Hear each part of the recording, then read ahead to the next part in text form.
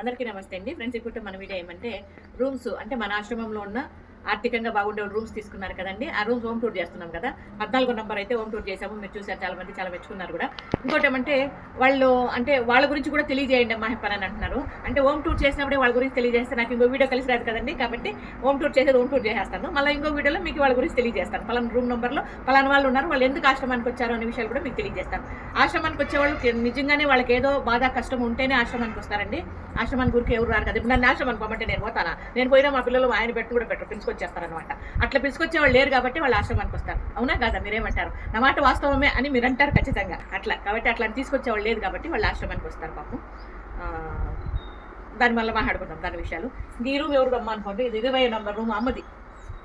మా అమ్మది. మా అమ్మకి సపరేట్ రూమ్ ఎందుకు ఇచ్చారని అడుగుతున్నారా? అది కూడా చెప్తా.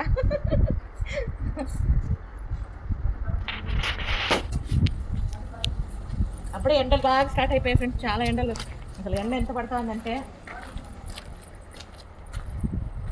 ఇప్పుడైతే మనము 12వ నంబరు రూమ్ హోమ్ టూర్ చేయబోతున్నామండి. ఇందులో రాజు ఉంటాడు, మునిరాజు తన పేరు. రాజు ఉంటాడు. రాజు కూడా ఎందుకు వచ్చాడు ఆశ్రమానికి అనే విషయం కూడా మీకు తెలియజేస్తాను రాబోయే వీడియోలో. రాజు నమస్తే నాన్న. ఏం చేస్తున్నాను నాన్న? వీడియో తీద్దామని. మా అమ్మకి స్వాగతం. రండి, మీకు కూడా స్వాగతం. మా అమ్మగారికి నాన్నగారికి స్వాగతం.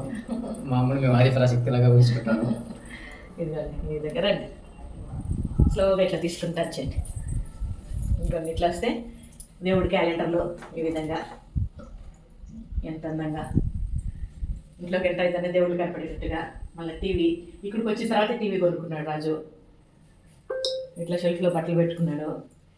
ఇక్కడైతే నీళ్లు కాంచుకునే దానికంట గ్యాస్ గీజర్ కూడా కొనుక్కోవచ్చు. కాకపోతే ఏమంటే ఒక మనిషే కదా, నాకు చాలే ఉండేది ఉంది అన్నట్లుగా పెట్టుకున్నాడు.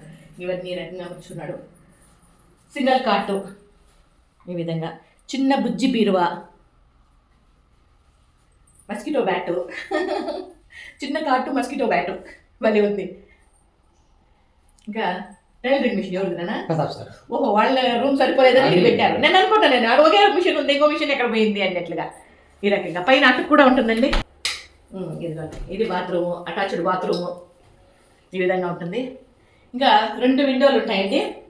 ఇటుపక్క ఒక కిటికీ ఉంటుంది, కిటికీ చూపించి ఇటుపక్క ఒక కిటికీ ఉంటుంది. దాని ఆపోజిట్లో కరెక్ట్గా ఇటుపక్క ఒక కిటికీ ఉంటుంది.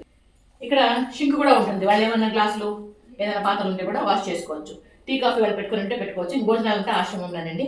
ఇది ఇప్పుడు మన చిన్న వీడియో నచ్చితే లైక్ చేయండి, షేర్ చేయండి, సబ్స్క్రైబ్ చేయండి. నమస్తే. Thank you so much.